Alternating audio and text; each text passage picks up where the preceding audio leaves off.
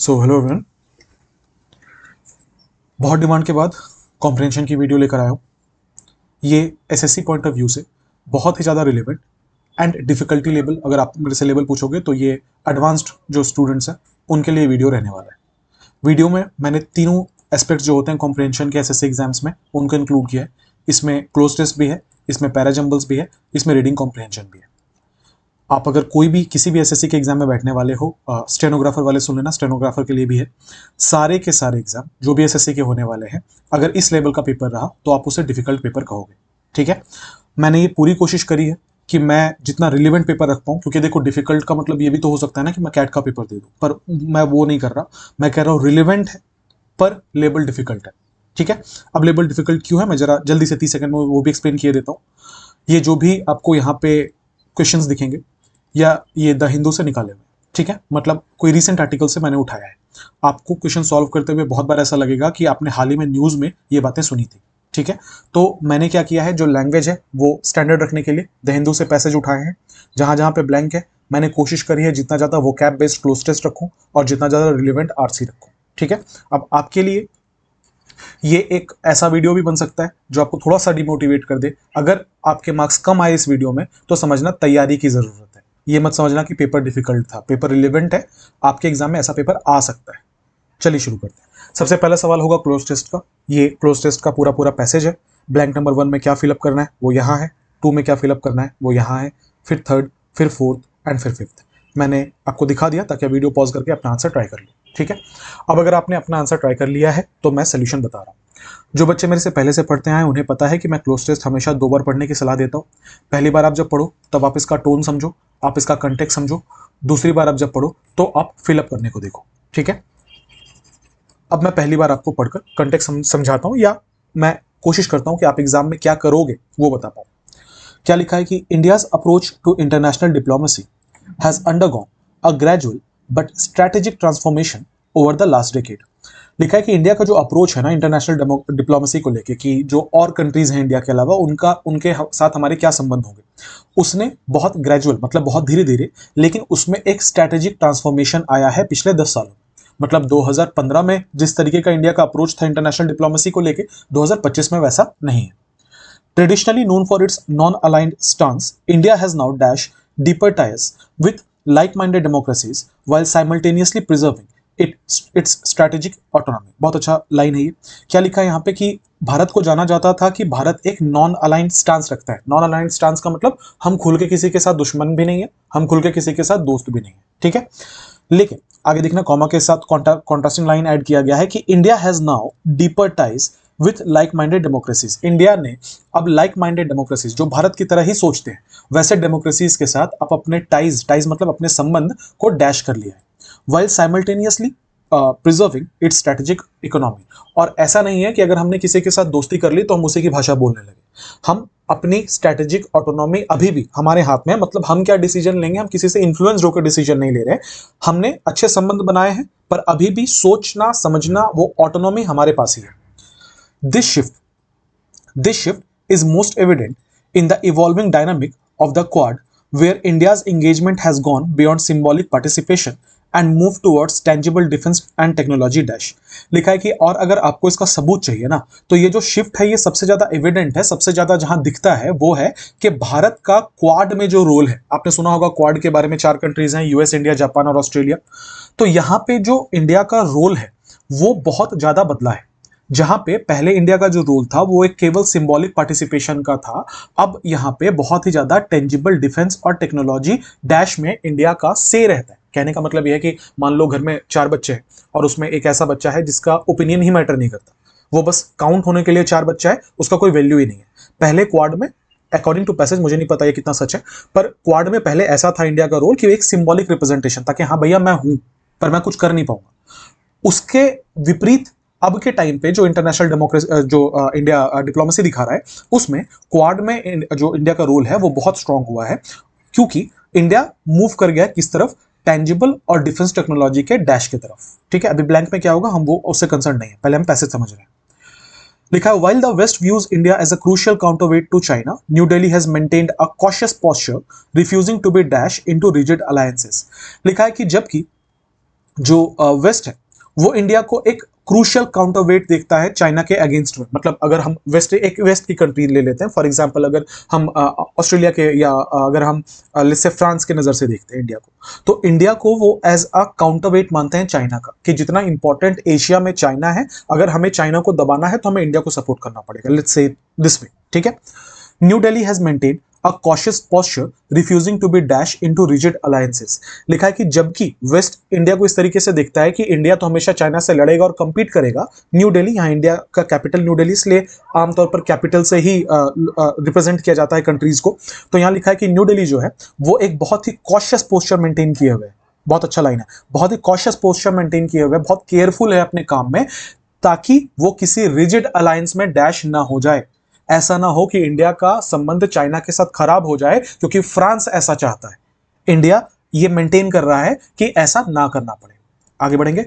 Instead India continues to pursue a multi aligned policy engaging with the United States, Russia and regional blocs like ASEAN with great enthusiasm। इसके जगह पे India जो है वो एक multi aligned policy कर रहा है, मतलब हम किसी एक के साथ नहीं है, हमारे संबंध सबके साथ थोड़े थोड़े अच्छे हैं, ट्रेड रिलेशनशिप्स हैं या पर्सनल रिलेशनशिप्स हैं, सबके साथ अच्छे हैं। हम यूएस को भी खुश रख रहे हैं, हम रशिया को भी खुश रख रहे हैं, और हम जो रीजनल ब्लॉक्स है एशियन कंट्रीज, म्यांमार वगैरह, हम उनके साथ भी खुश हैं। This balancing act is not without challenges. अब ऑब्वियसली एक कंट्री सबको तो खुश नहीं रख सकते, कहीं ना कहीं ईगो तो रफल होता ही है, तो ये इतना आसान नहीं है ये बैलेंस करना चीजों को।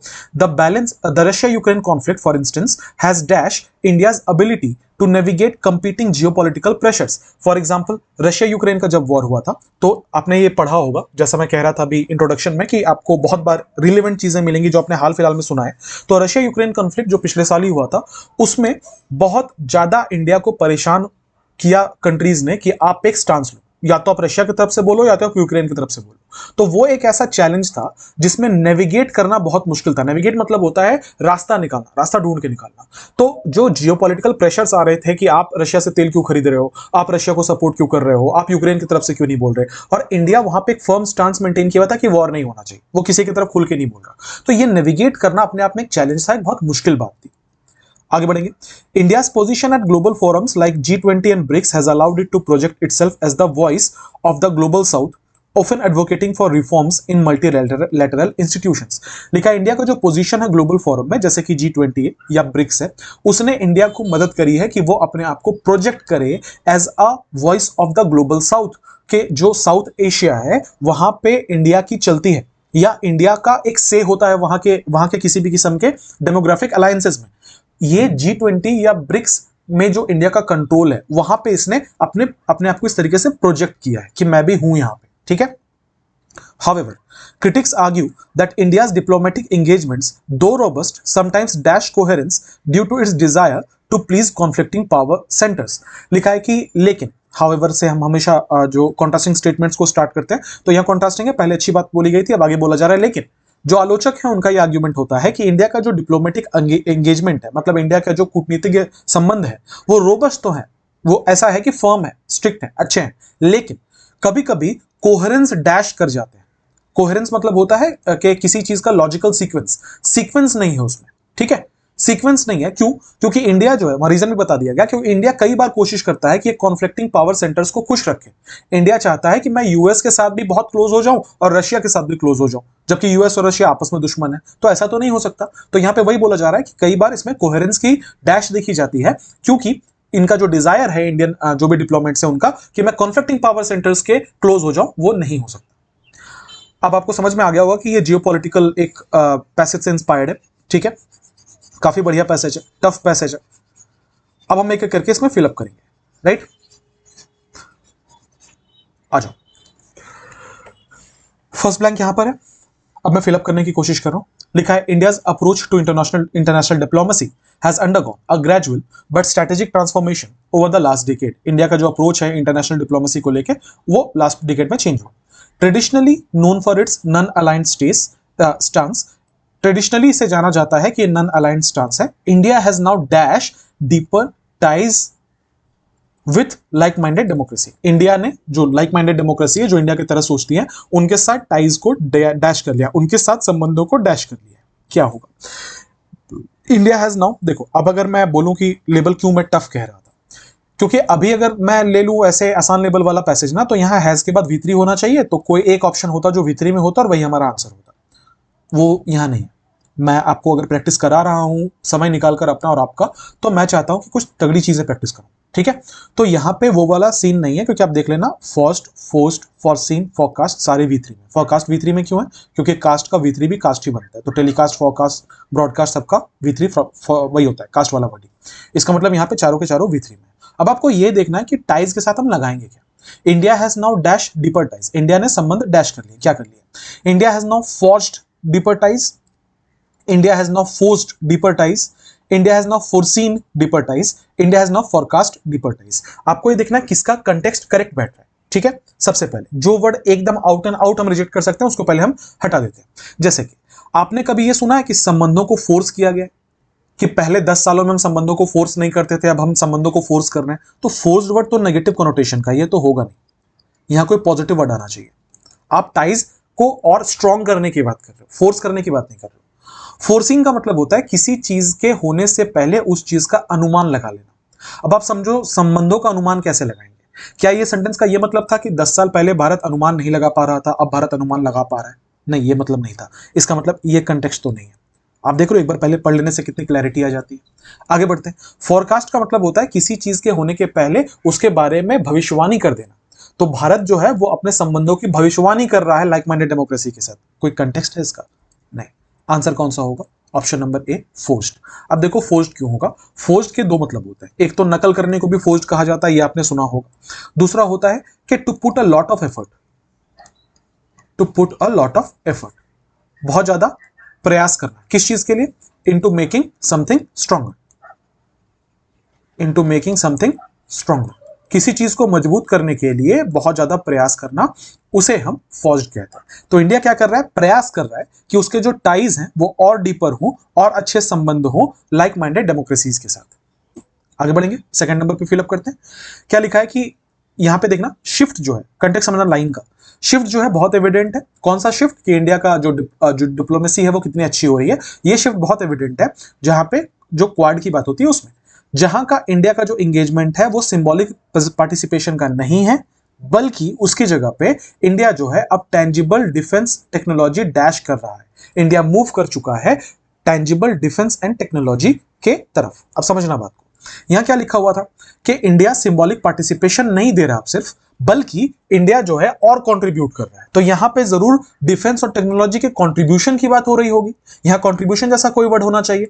अगर कंट्रीब्यूशन ना भी मिले तो एटलीस्ट पॉजिटिव कॉनोटेशन का वर्ड होना चाहिए। ये बात समझ रहे हैं ना? आ जाओ ऑप्शन पे। फर्स्ट ऑप्शन लिखा हुआ था एम्बार्गोज, ठीक है। एम्बार्गोज का मतलब क्या होता है? An order to stop doing trade, किसी के साथ बिजनेस रोकने का जो ऑर्डर होता है, टू स्टॉप डूइंग ट्रेड, किसी के साथ बिजनेस रोकने का जो ऑर्डर होता है उसे एम्बार्गोज कहते हैं। तो यहां पे क्या बोला जा रहा था कि भारत केवल सिंबॉलिक रिप्रेजेंटेशन नहीं दे रहा, बल्कि टेंजिबल डिफेंस और टेक्नोलॉजी एम्बार्गोज दे रहा है। मतलब वो टेंजिबल डिफेंस और टेक्नोलॉजी के बिजनेस को रोकने की कोशिश कर रहा है। ये पॉजिटिव कहां से हुआ? यहां तो कोई पॉजिटिव वर्ड होना चाहिए था, तो ये तो नहीं हो सकता। आगे बढ़ेंगे, अगला वर्ड है कोलैबोरेशंस। कोलैबोरेशंस का मतलब होता है दो लोगों का आपस में मिलना, या दो चीजों का आपस में मिलना, या किसी बिजनेस में इकट्ठे आना, ठीक है। क्या इसका कंटेक्स्ट बन रहा है कि इंडिया का एंगेजमेंट जो है वो सिंबॉलिक पार्टिसिपेशन से आगे बढ़ चुका है और अब हम टेंजिबल डिफेंस और टेक्नोलॉजी कोलैबोरेशंस कर रहे हैं उनके साथ? ये तो सेंस बन रहा है भाई कि मिलजुल कर काम कर रहे हैं उनके साथ, हो सकता है। आगे बढ़ेंगे, इन्फ्रिंजमेंट। इन्फ्रिंजमेंट मतलब होता है वायलेशन, किसी नियम को नहीं मानना। क्या ये नेगेटिव कॉनोटेशन का है? हाँ जी, नहीं चाहिए फिर।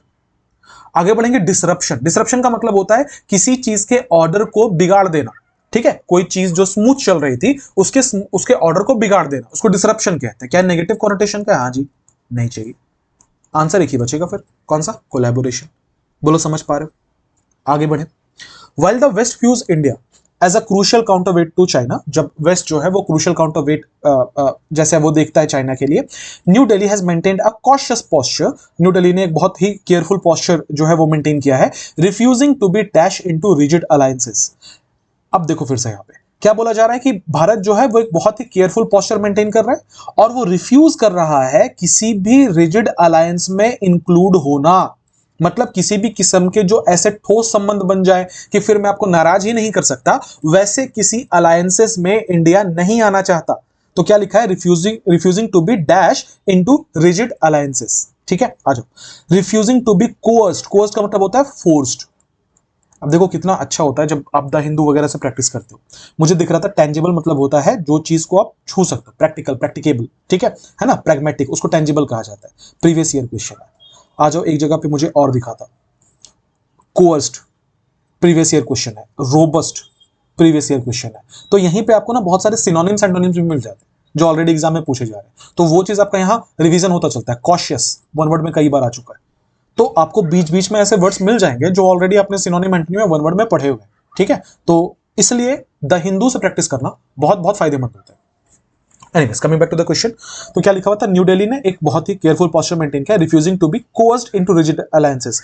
इंडिया जो है वो बहुत केयरफुल है और वो नहीं चाहता कि उसे फोर्स किया जाए किसी किस्म के रिजिड अलायंस में। वो रिफ्यूज कर रहा है फोर्स होने से किसी रिजिड अलायंस में।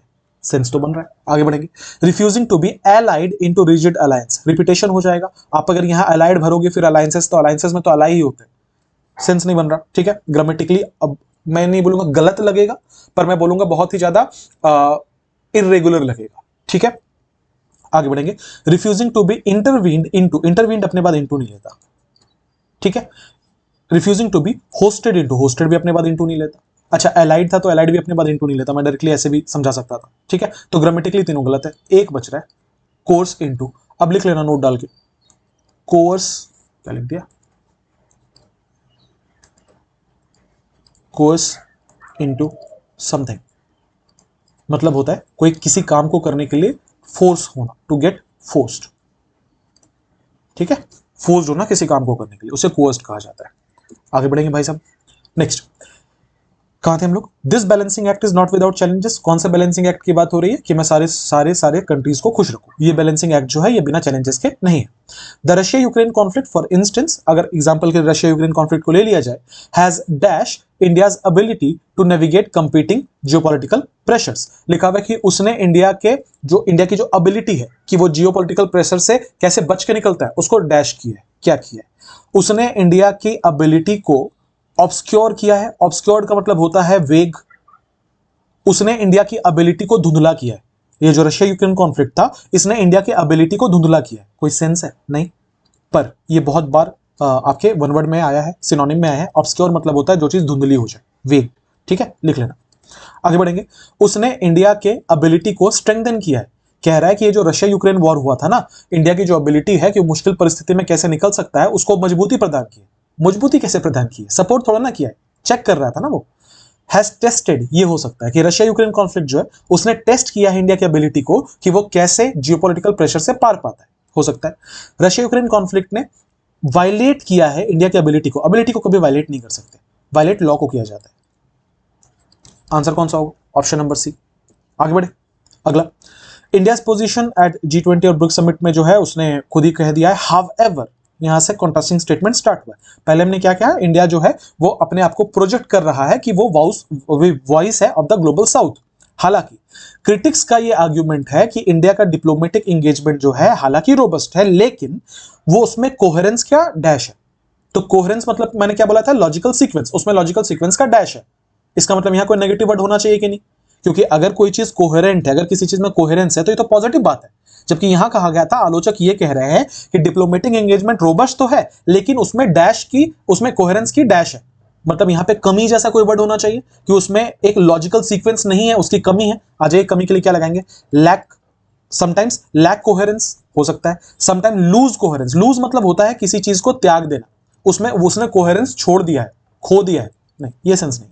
कमी जैसा कोई वर्ड ढूंढ रहे थे। मिस आमतौर पर हम चीजों के लिए जिसमें कमी हो, इंट्रिंसिकली जिसमें कमी हो, मतलब जब से वो आया तब से उसमें कमी हो, तो उसमें मिस यूज नहीं करते।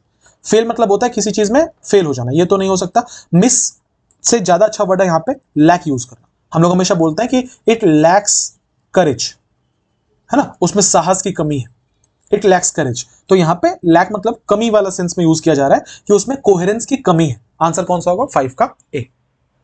आई होप आप में से बहुत सारे स्टूडेंट्स होंगे जिन्होंने 4 स्कोर किया होगा। अगर आप मेरे से पूछोगे 5 में से कितने स्कोर करने लायक थे, तो 4 स्कोर करने लायक थे। तो क्लोज टेस्ट का पास मार्क्स 4 है। आगे बढ़ेंगे। अब नेक्स्ट जो 5 सवाल होने वाले हैं, वो 5 सवाल होने वाले पैरा जंबल्स के। इसमें भी जो पैसेज है ऑब्वियसली वो द हिंदू से आए हैं, तो आसान तो नहीं है, ठीक है, लेकिन मुश्किल भी नहीं है। मैंने बहुत कॉन्शियसली इसको डिजाइन किया है इस तरीके से कि एग्जाम के रिलेवेंट रहे, ठीक है। पर मैं फिर से बोल रहा हूं, लेवल ठीक ठाक है, टफ नहीं है, ठीक ठाक है। आ जाओ S1। Artificial intelligence has moved from theoretical discussions to real world applications. AI जो है ना, आर्टिफिशियल इंटेलिजेंस, वो मूव कर गया है थियोरेटिकल डिस्कशन से रियल वर्ल्ड एप्लीकेशन की तरफ। मतलब पहले तो हम लोग किताबों में एआई पढ़ रहे थे और जर्नल्स में एआई पढ़ रहे थे, लेकिन अब वो रियल वर्ल्ड में उसके एप्लीकेशंस शुरू हो गए, ठीक है। ये S1 है जो अपनी जगह पे फिक्स्ड है।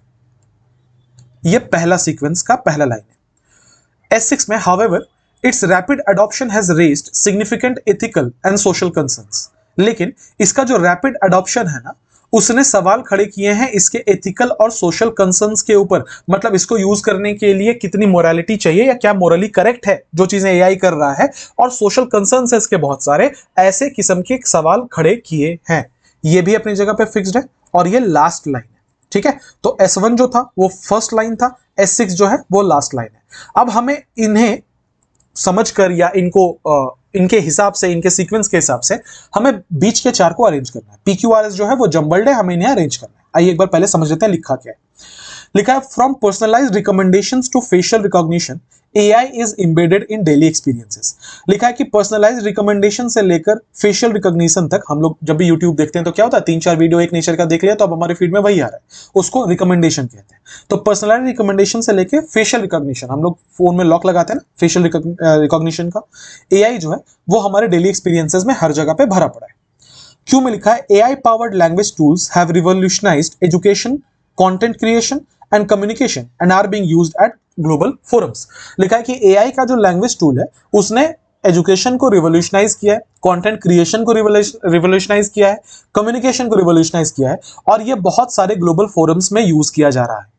आर में health care systems are using AI for diagnostic, predictive analysis and treatment plans. लिखा है हेल्थ केयर सिस्टम जो है वो एआई का इस्तेमाल कर रहा है डायग्नोस्टिक्स में, एनालिसिस को प्रिडिक्ट करने में, और ट्रीटमेंट के प्लान्स में भी। होता है ना कि आप अपना जो डॉक्टर ने आपको प्रिस्क्रिप्शन दिया, आप उसको ले जाओ किसी एआई टूल की मदद से, आप देख सकते हो कि उसमें क्या क्या लिखा था, उसके क्या रिपरकशंस थे, क्या फीचर्स वो पकड़ रहा है, ये सारी बातें। एस में लिखा है industries like transport, banking and retail are seeing increased automation through AI. ऐसी इंडस्ट्रीज जैसे कि ट्रांसपोर्ट हो गया, बैंकिंग हो गया, रिटेल हो गया, ये भी लगातार देखा जा रहा है कि एआई की मदद से इसमें ऑटोमेशन आता जा रहा है, राइट। ये पूरा का पूरा पैसेज था। अब हम ये देखेंगे कि एक लाइन का दूसरे लाइन के साथ कोहेरेंस क्या है, किस किस्म से हम कहीं पे भी, या तो आप इनिशियल पकड़ो, या तो आप फाइनल पकड़ो, या तो आप ऑप्शन पकड़ो, या तो देखो पेयरिंग कैसे हो रही है। हर बार जब मैं पैराजम्बल्स पढ़ाता हूं मैं एक ही बात बोलता हूं सारे स्टूडेंट्स को, फिर बोलूंगा, इसका कोई एक फिक्स तरीका नहीं होता। अगर कोई आपसे ये कह रहा है कि पैराजम्बल्स का मैं ट्रिक बता दूंगा तो वो गलत बोल रहा है।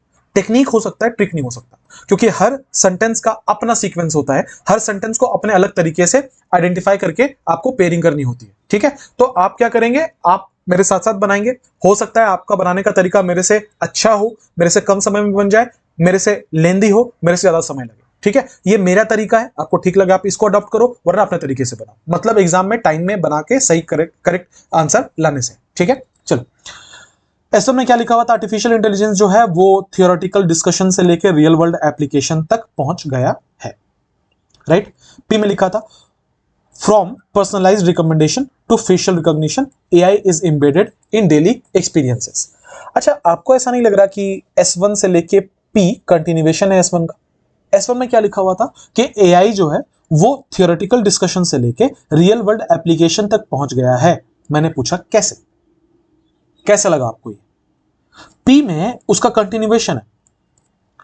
एप्लीकेशंस की जब बात की गई है तो देखो आगे ही लिखा गया है कि कैसे, क्योंकि अब ये पर्सनलाइज्ड रिकमेंडेशन से लेके फेशियल रिकॉग्निशन तक पहुंच गया है, एआई हमारे डेली एक्सपीरियंसेस में आ गया है। यहां पे भी तो वही बात बोली जा रही थी कि थियोरेटिकल डिस्कशन से लेके वर्ल्ड एप्लीकेशंस तक पहुंच गया। पी में बोला जा रहा है कि अब पर्सनलाइज्ड रिकमेंडेशन से लेके फेशियल रिकॉग्निशन तक एआई हर जगह पे आपको मिल जाएगा। इसका मतलब मुझे ऐसा फील हो रहा है कि पी से स्टार्ट होना चाहिए था। आगे बढ़े। अच्छा, आर में देखना, health care systems are using AI for diagnostics. Health care system जो है वो एआई का इस्तेमाल कर रहे हैं डायग्नोस्टिक्स में, प्रेडिक्टिव एनालिसिस में। ये आपको लग रहा है ना पी का कंटिन्यूएशन है। पी में क्या बोला गया था, हमारे डेली एक्सपीरियंसेस तक एआई पहुंच गया। अब बताया जा रहा है कौन से डेली एक्सपीरियंसेस की बात कर रहे हैं। Health care system daily experience की बात है। उसके अलावा आगे आ जाओ, इंडस्ट्रीज जैसे कि ट्रांसपोर्ट, बैंकिंग, रिटेल, ये सब डेली एक्सपीरियंसेस की बात है। इसका मतलब ये है ना कि पी के साथ आर के साथ एस का कॉम्बिनेशन बनना चाहिए, तीनों बातें एक ही हैं। और इसके साथ साथ ये सारे के सारे S1 का कंटिन्यूएशन है। S1 में बोला गया था कि थियोरेटिकल डिस्कशन से लेकर वर्ल्ड एप्लीकेशन तक पहुंच गया। पी में उसी लाइन को कंटिन्यू किया गया, पर्सनलाइज्ड एक्सपीरियंस में अब ये आ चुका है। फिर बताया गया कौन से पर्सनलाइज्ड एक्सपीरियंस में आ गया है। इसका मतलब PRS in any sequence, PRS साथ में होना चाहिए। P फिक्स्ड है, RS कैसे भी, SR RS कुछ भी हो सकता है, मुझे नहीं पता, ठीक है। इसका मतलब क्यों कहाँ होगा, लास्ट में होना चाहिए। अच्छा क्यों को भी चेक कर लेते हैं लास्ट में है तो सही है या नहीं है। AI पावर्ड लैंग्वेज जो है उसने रिवोल्यूशनाइज किया एजुकेशन को, कंटेंट क्रिएशन को, कम्युनिकेशन को, और ये ग्लोबल फोरम्स में यूज किया जा रहा है। ग्लोबल फोरम्स में यूज किया जा रहा है। ग्लोबल फोरम मतलब क्या होता है, पूरी दुनिया में यूज किया जा रहा है, इसी को तो ग्लोबल फोरम बोलते हैं। पूरी दुनिया में यूज किया जा रहा है। और एस में क्या लिखा हुआ था, इसका जो रैपिड अडॉप्शन है उसने चैलेंजेस लेकर आए हैं वो। तो पहले हम बता तो दें कि रैपिड अडॉप्शन हो रहा है। वो क्यों में बताया गया था कि पूरी दुनिया अब इसे अप्लाई कर रही है। और एस में बोला गया कि इसका जो रैपिड अडॉप्शन हो रहा है, जैसे जितनी जल्दी जल्दी से अडॉप्ट किया जा रहा है। इसका मतलब दो चीजें तो फिक्स्ड है कि पी होगा, लास्ट में क्यों होगा, और बीच में RS होगा। अब ये RS भी हो सकता है, SR भी हो सकता है, क्योंकि हमने इसका सीक्वेंस अभी तक आइडेंटिफाई नहीं किया, उसमें जाने की जरूरत भी नहीं है। इसी से ऑप्शन कट जाना चाहिए कि P से स्टार्ट होगा, Q पे खत्म होगा। आई होप आप समझ रहे हो मेरी बात। P से स्टार्ट होगा, Q पे खत्म होगा, नहीं है। P से स्टार्ट होगा, Q पे खत्म होगा, है। P से स्टार्ट होगा, Q पे खत्म नहीं है। P से स्टार्ट ही नहीं है। आंसर कौन सा होगा, ऑप्शन नंबर बी।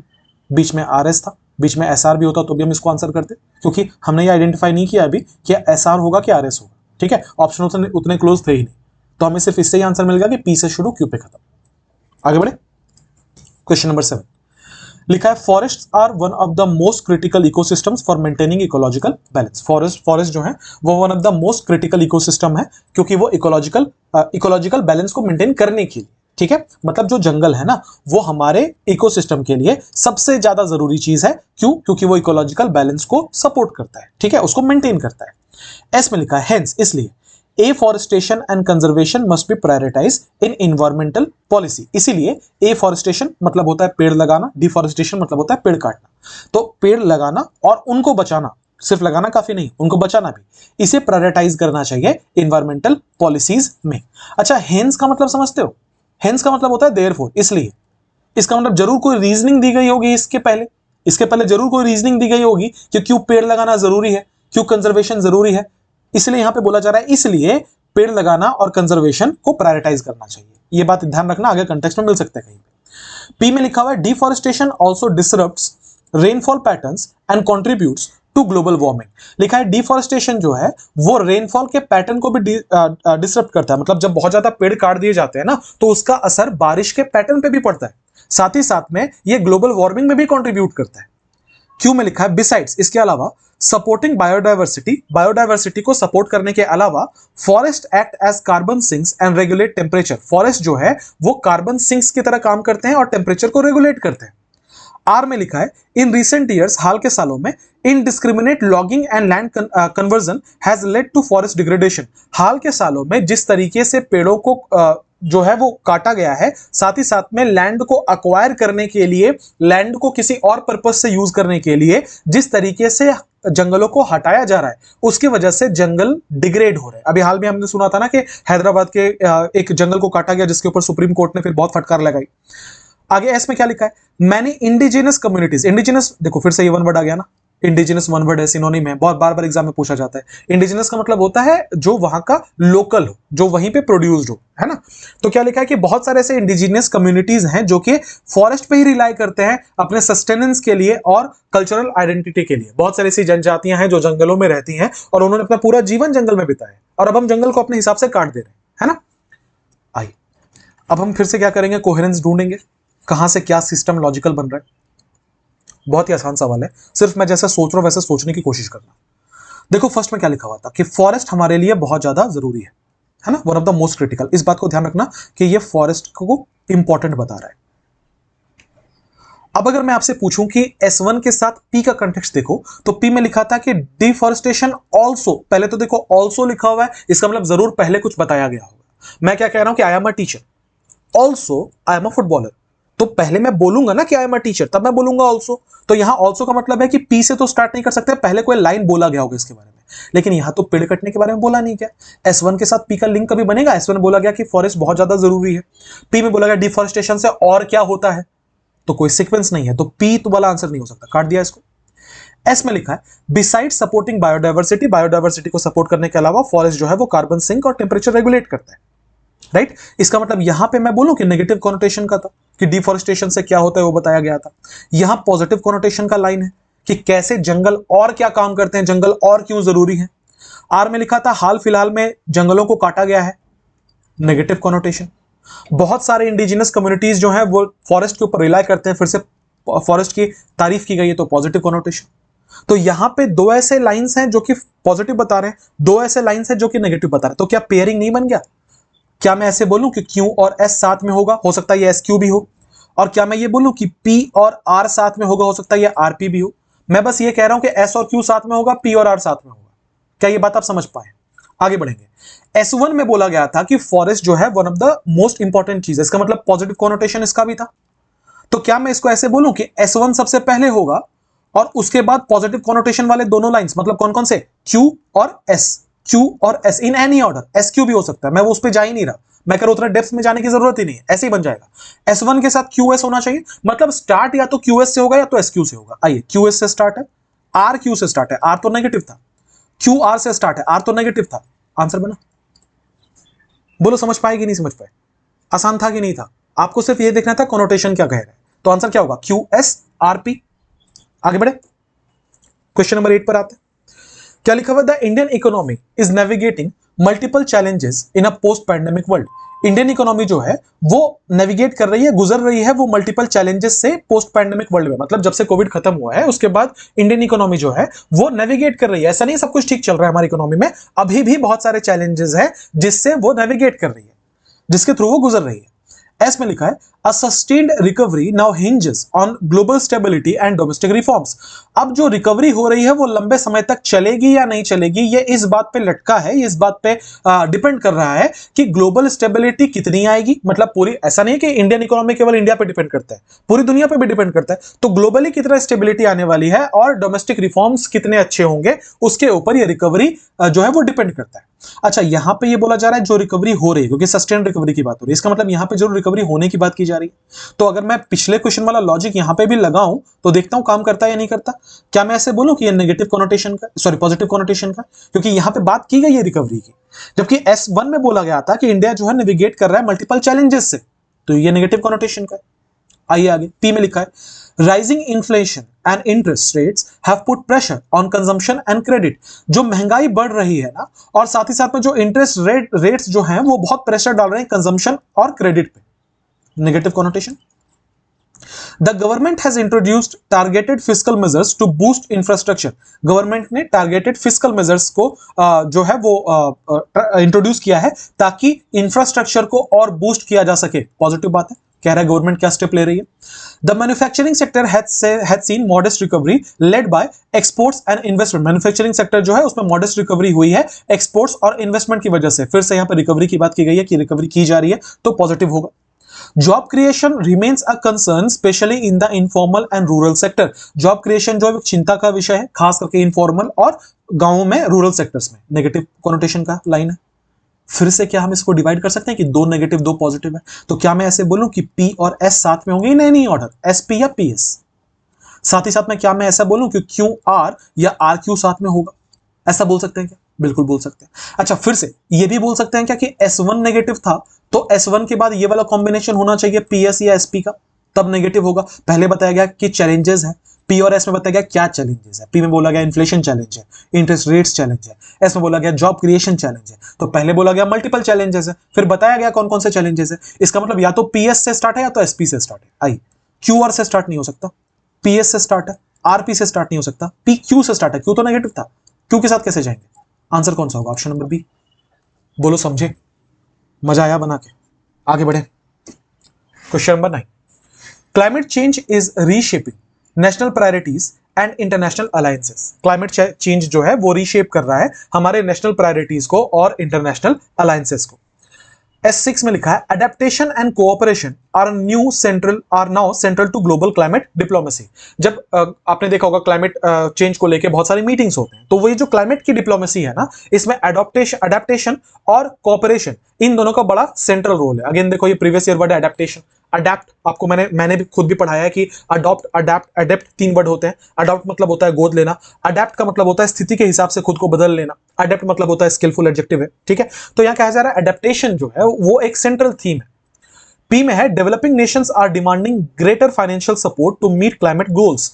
जो डेवलपिंग नेशंस है, ऐसे नेशंस जो अभी डेवलप कर रहे हैं, फॉर एग्जांपल इंडिया कह रहा है कि हमें बहुत ज्यादा फाइनेंशियल सपोर्ट की जरूरत है क्लाइमेट गोल्स को अचीव करने के लिए। इस बात को समझना, क्या होता है कि जैसे मान लो कि एक नॉर्म बन गया पूरी दुनिया में कि आप प्लास्टिक की चीजें इस्तेमाल नहीं करेंगे, प्लास्टिक की जगह आप जूट का इस्तेमाल करिए। लेकिन भैया जूट तो महंगा आता है।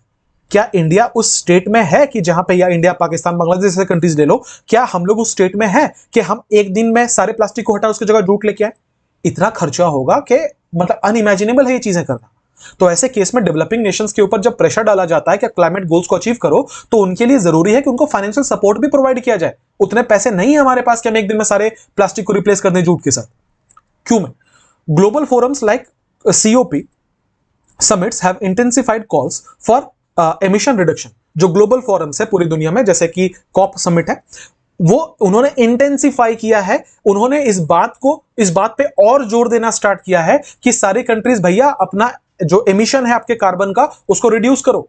जितना कार्बन आप एटमॉस्फेयर में छोड़ रहे हो उसको रिड्यूस करो। आर में India has place to increase renewable energy capacity under its climate commitments. India ने ये शपथ ली है कि वो अपने रिन्यूएबल एनर्जी कैपेसिटी को इंक्रीज करेगा क्लाइमेट कमिटमेंट के अंदर। रिन्यूएबल एनर्जी मतलब सन का हो गया या सोलर हो गया, सोलर ही एक्चुअली सन का हो गया, तो उसको रिन्यूएबल एनर्जी बोल सकते हैं, विंड एनर्जी को रिन्यूएबल एनर्जी बोल सकते हैं। एस में क्या लिखा है, industrialised countries are under pressure to reduce carbon footprints drastically. जो इंडस्ट्रियलाइज्ड कंट्रीज जो हैं उनके ऊपर प्रेशर है कि वो कार्बन फुटप्रिंट्स को ड्रास्टिकली कम करें।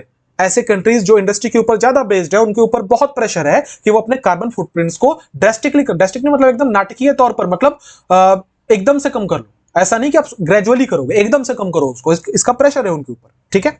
आई S1 में क्या लिखा हुआ था कि क्लाइमेट चेंज जो है वो रीशेप कर रहा है नेशनल प्रायोरिटीज को और इंटरनेशनल अलायंसेस को, ठीक है।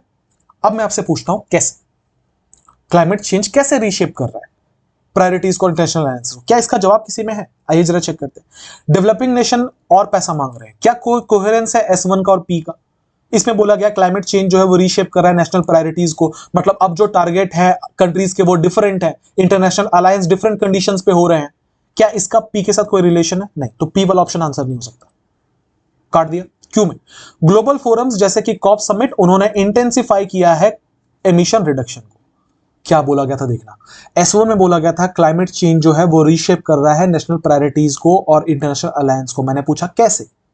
क्यों में जवाब है कि क्योंकि जो ग्लोबल फोरम है वो अब इंटेंसिफाई कर रहे हैं इस कॉल को कि एमिशन रिडक्शन जो है उसे कम करिए।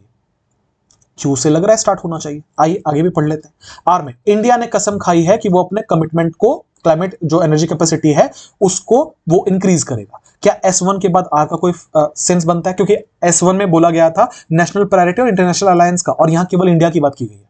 क्या दोनों में कोई कोहेरेंस है? नहीं, तो आर से तो स्टार्ट नहीं हो सकता। कोई ऑप्शन है आर से स्टार्ट? कोई ऑप्शन आर से स्टार्ट ही नहीं है। एस में आ जाओ, इंडस्ट्रियलाइज्ड कंट्रीज जो है वो अंडर प्रेशर है कार्बन रिडक्शन के। क्यों? क्यों? इसका जवाब है क्यों। क्यों में क्या बोला गया था भैया कि इंटेंसिफाइड कॉल जो है वो ले जा रहा है कार्बन रिडक्शन के ऊपर, और फिर कार्बन फुटप्रिंट को कम करने की बात की जा रही है। इसका मतलब यहां से हमें दो चीजें पता चली, एक तो ये डेफिनेट हो गया कि क्यू से स्टार्ट होगा क्योंकि S1 के साथ और किसी का लिंक नहीं बैठ रहा। दूसरा, क्यू के तुरंत बाद S होना चाहिए, क्योंकि क्यू में क्या बोला गया था कि कॉप समिट जो है उन्होंने कॉल को इंटेंसिफाई किया है कि जो आपके एमिशन है उसे कम करो, ठीक है। अब कौन से कंट्रीज के बारे में बात की गई है? एस में बोला गया कि इंडस्ट्रियलाइज्ड कंट्रीज बहुत प्रेशर में है कि वो कार्बन फुटप्रिंट को कम करें। यहां पे भी जो एमिशन है उसको रिड्यूस करने की बात की गई थी, और यहां पे भी बात किया गया था कि कार्बन फुटप्रिंट को कम करिए। तो क्यू के बाद एस होना चाहिए। आ जाइए, क्यू से स्टार्ट है पर क्यू के बाद एस होना चाहिए था, नहीं है, क्यू से स्टार्ट ही नहीं है। क्यू किससे स्टार्ट है? क्यू के बाद एस है, आंसर होगा। बोलो समझ पाए? यहां पे हमने दो तरीके से सवाल बनाए। पहला हमने ये सवाल बनाया भैया कि स्टार्ट कहां से होगा, और दूसरा इसका लिंक कैसे बैठेगा। आगे बढ़े, क्वेश्चन नंबर 10 पर आते हैं। लिखा the integration of technology into education has seen a dramatic rise. जो इंटीग्रेशन हुआ है, मतलब टेक्नोलॉजी का जो इंक्लूजन हुआ है एजुकेशन में, टेक्नोलॉजी को जो इंक्लूड किया गया, इन्वॉल्व किया गया है एजुकेशन में, उसके वजह से बहुत ड्रामेटिक राइज हुआ है, मतलब बहुत ज्यादा ड्रामेटिक राइज हुआ है इंटीग्रेशन में। एस में the focus must now shift to ensuring quality and inclusivity in digital learning. जो फोकस है वो अब शिफ्ट करना चाहिए, जो ये इंश्योर करने में कि क्वालिटी हो और इंक्लूसिविटी हो डिजिटल लर्निंग। पी में क्या लिखा हुआ था?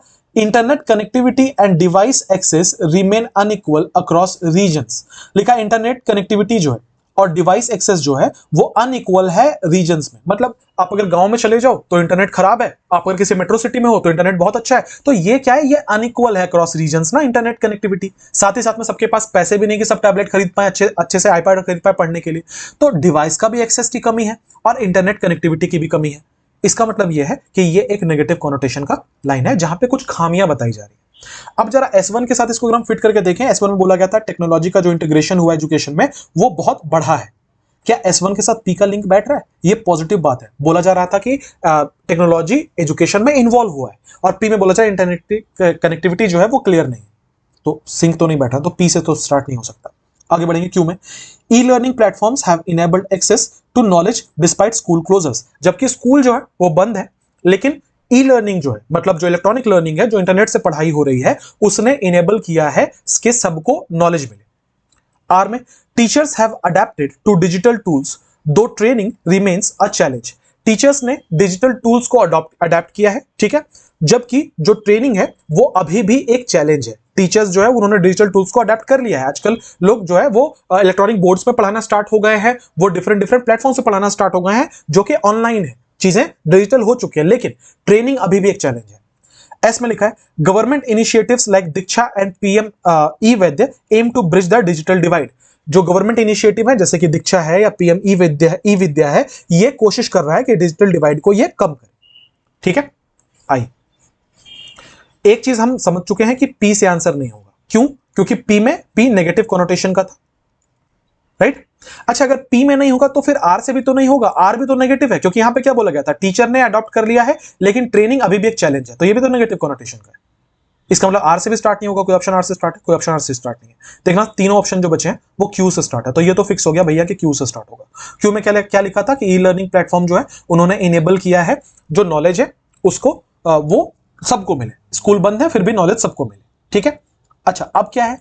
एस में लिखा था गवर्नमेंट इनिशिएटिव जो दीक्षा और पीएम ई विद्या, ये डिजिटल डिवाइड को ब्रिज करने की कोशिश कर रहा है। समझना, एस पे बोला गया है कि वो डिजिटल डिवाइड को ब्रिज करने की कोशिश कर रहा है, लेकिन पहले बता तो दें कि डिजिटल डिवाइड है क्या। कहीं और किसी लाइन में डिजिटल डिवाइड की बात की गई थी? हाँ जी, पी में ही बात की गई थी कि इंटरनेट कनेक्टिविटी जो है और डिवाइस एक्सेस जो है वो अनइक्वल है।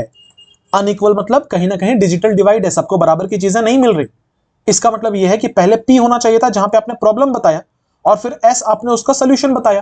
पी में आपने बोला कि डिजिटल डिवाइड है, एस में आपने बोला कि गवर्नमेंट के डिफरेंट स्कीम्स हैं जो कि इसको ठीक करने की कोशिश कर रहे हैं। मतलब पी के बाद एस होना चाहिए था। आइए ऑप्शन देखिए, पी के बाद एस नहीं है, पी के बाद एस नहीं है, पी के बाद एस है। आंसर होगा ऑप्शन नंबर डी।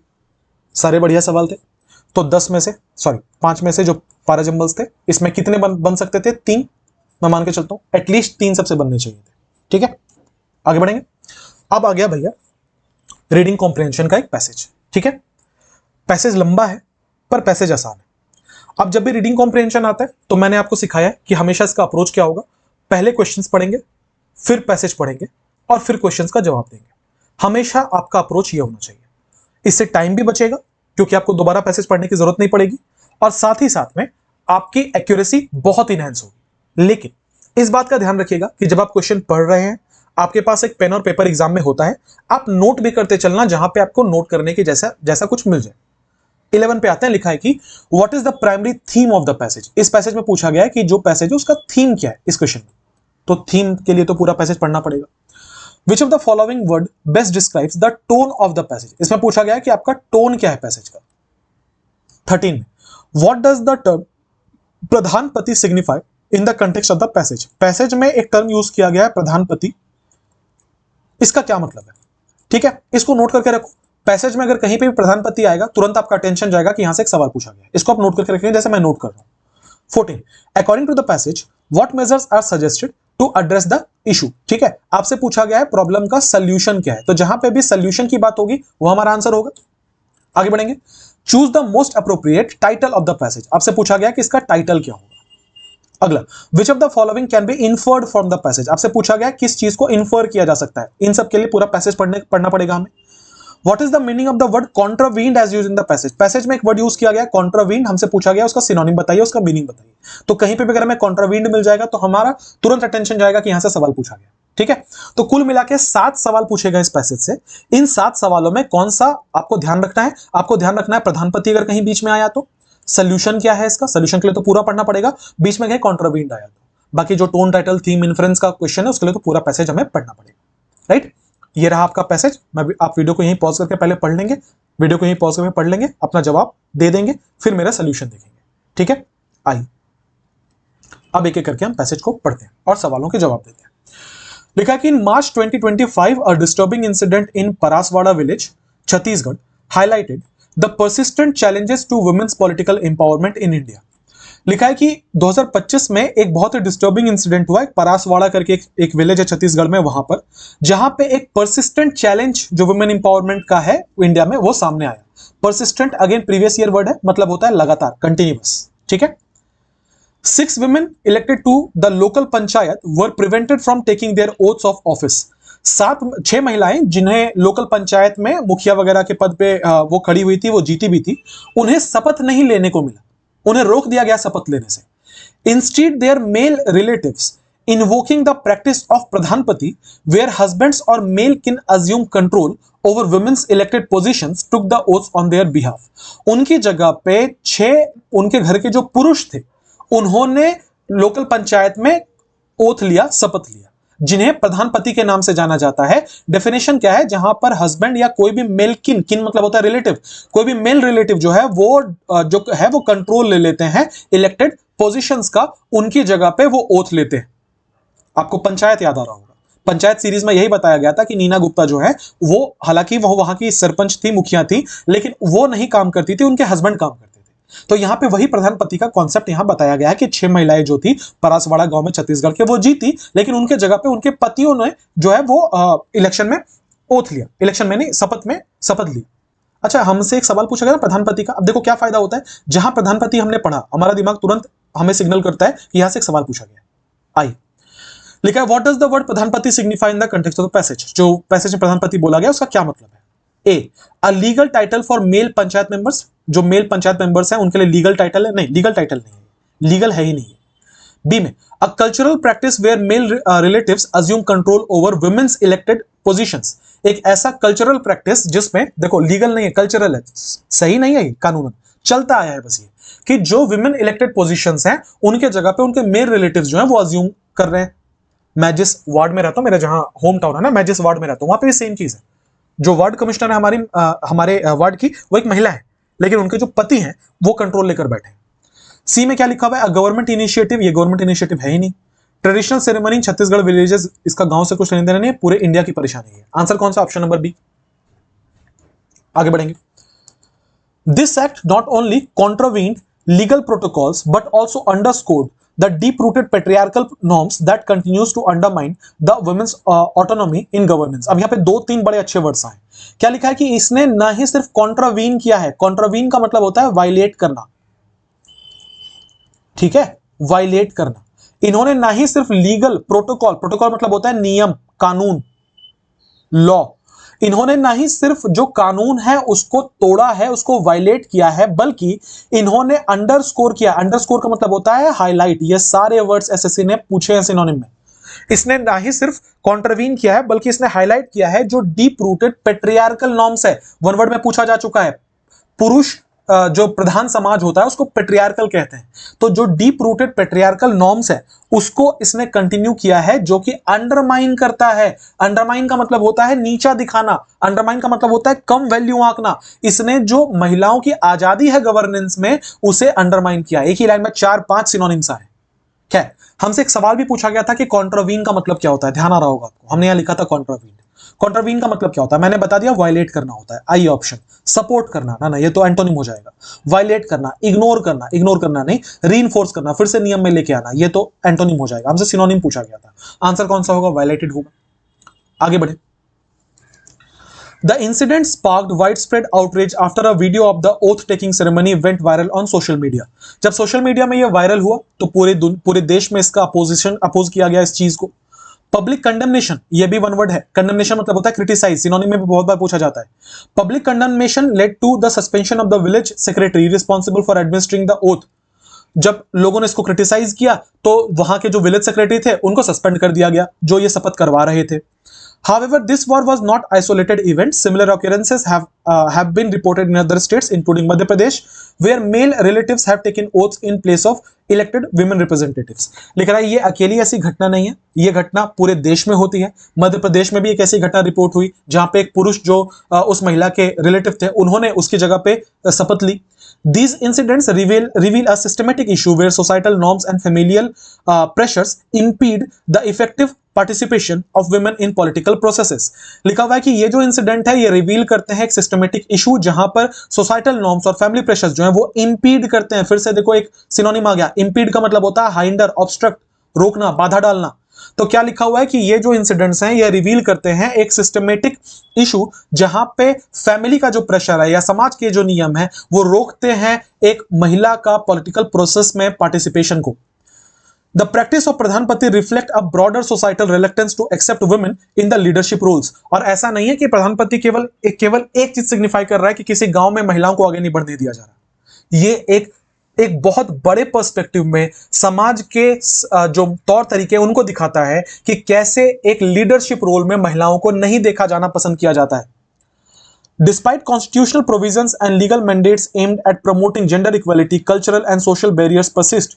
लिखा है कॉन्स्टिट्यूशनल और प्रोविजंस ऐसे लीगल हैं, हमारा जो संविधान है वो ऐसे कानून बनाता है जिसमें महिलाओं को बराबर रखने की बात कही जाती है, लेकिन जो कल्चरल और सोशल बैरियर्स हैं वो आज भी हैं। Women often face resistance not only from the community but also from within their families, limiting their ability to exercise their rights and fulfill their duties as elected officials। लिखा हुआ है कि महिलाएं जो हैं वो आज भी रेजिस्टेंस जो है वो फेस करती हैं कम्युनिटी से, अपने परिवार के अंदर से ही, जहां पे उनको उनके जो राइट्स हैं, जो उनका हक है, उसको ही एक्सरसाइज करने को नहीं मिलता है, ना ही उन्हें ड्यूटीज पूरा करने का मौका मिलता है। Addressing this issue requires a multifaceted approach. Legal reforms must be enforced to penalize those who undermine women's electoral mandates। लिखा है कि इन चीजों का अगर आपको सोल्यूशन देखना है, ध्यान रखना सोल्यूशन से एक सवाल पूछा गया था, इन चीजों का अगर आपको सोल्यूशन देखना है तो ये मल्टीफेसेटेड अप्रोच है। ऐसा नहीं है कि आप ये केवल एक तरफा इसका सोल्यूशन निकल सकता है कि कानून चाहे तो कर लेगा, ऐसा नहीं हो सकता। मल्टीफेसेटेड का मतलब होता है इसके बहुत सारे चेहरे हैं, इसके बहुत सारे तरीके से इसको टैकल करना पड़ेगा, कोई एक तरीका नहीं है। उसमें सबसे पहला यह है कि कानून बनाना चाहिए कि अगर कोई महिलाओं के हक को छीने तो उसके ऊपर उसको पेनलाइज किया जाए, या तो जेल हो या तो कोई बहुत बड़े तरीके से हेवी फाइन लगाया जाए या ऐसा कुछ हो। Simultaneously, awareness campaigns are essential to challenge and change the patriarchal mindset that perpetuates such practices। लिखा हुआ है कि उसके साथ साथ केवल लीगल रिफॉर्म काफी नहीं है, उसके साथ साथ लोगों को जागरूक करने की जरूरत है, अवेयरनेस कैंपेन्स बनाने की जरूरत है जो कि चैलेंज करे पेट्रियार्कल माइंडसेट को, जो पुरुष प्रधान माइंडसेट है उसको चैलेंज करे और परपेचुएट करे। देखो फिर से एक यहाँ पे वन वर्ड आया है, परपेचुएट मतलब होता है फैलाना, स्प्रेड करना, जो परपेचुएट करे ऐसे प्रैक्टिसेस को। Empowering women through education and community support can also play a crucial role in ensuring their active and independent participation in governance। लिखा हुआ है कि महिलाओं को भी सशक्त करने की जरूरत है एजुकेशन से, कम्युनिटी सपोर्ट से, और ये बहुत क्रूशियल रोल प्ले करेगा उनके एक्टिव और इंडिपेंडेंट पार्टिसिपेशन में। The Paraswara incident serves as a stark reminder that legal provisions alone are insufficient to guarantee gender equality in political representations। परासवाड़ा का जो इंसिडेंट है वो ये हमें दिखाता है, वो एक रिमाइंडर है कि केवल कानून बना देने से जेंडर इक्वालिटी नहीं आ जाएगी। A concerted effort involving legal enforcement, societal change, and power and empowerment initiatives is imperative to dismantle the barriers that hinder women's full participation in India's democratic processes. लिखा हुआ है concerted effort की जरूरत है. Concerted का मतलब होता है एज अ ग्रुप सबको मिलकर एफर्ट लगाने की जरूरत है लीगल इन्फोर्समेंट को, सोसाइटल चेंज को, एम्पावरमेंट को, ताकि ये जो बैरियर्स हैं इनको डिसमेंटल किया जा सके, इनको तोड़ा जा सके, जो कि महिलाओं के पूरे पार्टिसिपेशन को हाइंडर कर रहे हैं, इंपीड कर रहे हैं डेमोक्रेटिक प्रोसेस में. तो हमने यहां से क्या सीखा? यहां से हमने सीखा कि ये एक सामाजिक जो चीज है, जो प्रैक्टिसेस हैं, जो कुरीतियां हैं, उनको लेके ये पैसेज डिफाइन किया गया था. ये पूरा पैसेज उनके बारे में था. अब एक एक करके हम सारे सवालों का जवाब देते हैं. आइए, क्या लिखा है? Primary theme of the passage क्या है? ठीक है, एक बार बना लो यार, प्यास लग गई, मैं जरा पानी पी लूं, बना लो जल्दी से.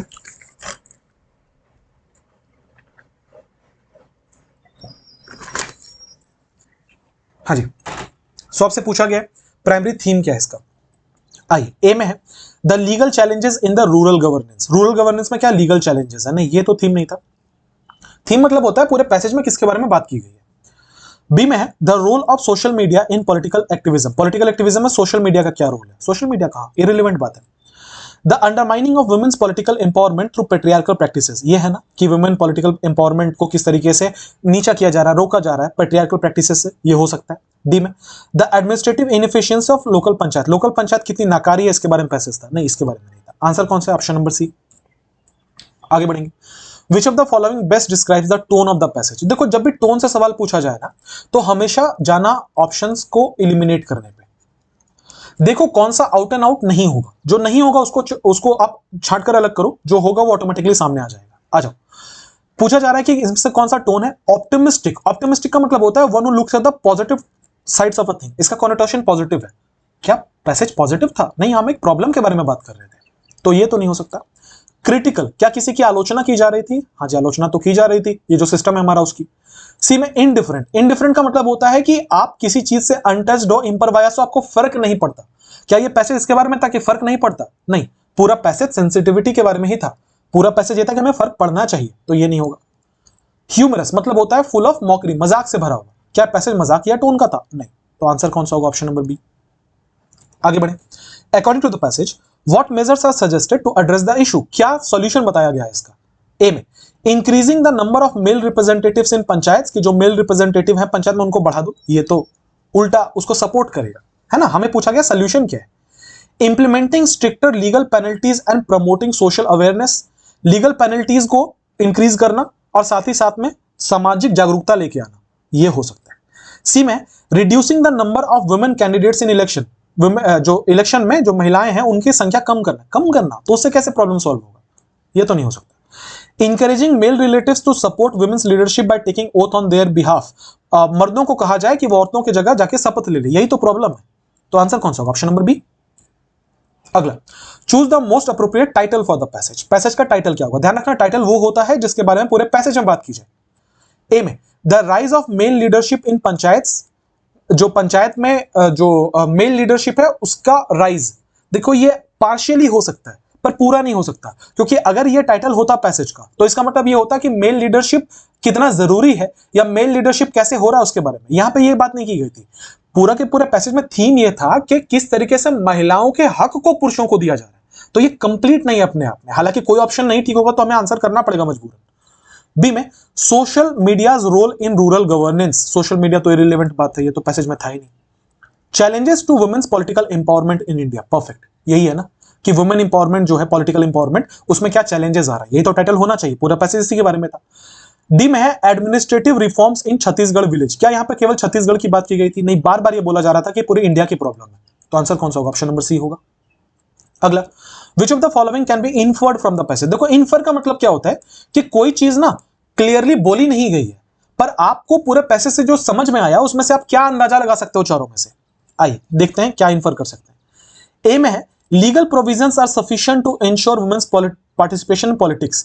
कानूनी तौर पर ही ये काफी है कि कानून ही एंश्योर कर दे कि वुमेन पार्टिसिपेशन हो. हमने पढ़ा था कि केवल कानून काफी नहीं है, सामाजिक जागरूकता की भी जरूरत है. तो ये तो कंप्लीट नहीं है सेंस.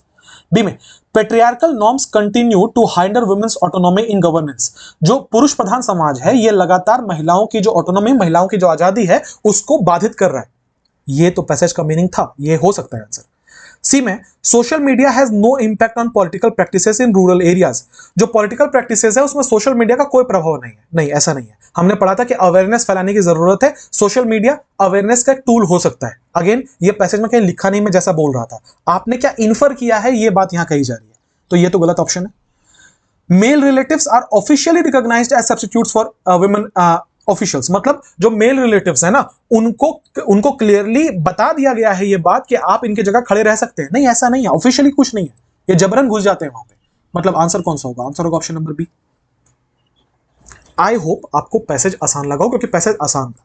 अगर आप मेरे से पूछोगे कि ये 7 क्वेश्चन में कितने करेक्ट होने चाहिए था, तो 6 करेक्ट होने चाहिए थे। तो मेरे हिसाब से जो 17 सवाल है, जो एक अच्छा बच्चा है उसका 14 से लेके 15 करेक्ट होना चाहिए था। जिनकी तैयारी अच्छी है उनकी 14 to 15 करेक्ट इन क्वेश्चंस में आपका करेक्ट होना चाहिए था। ठीक है, अगर आपका इससे कम है तो आपको थोड़ी मेहनत की जरूरत है।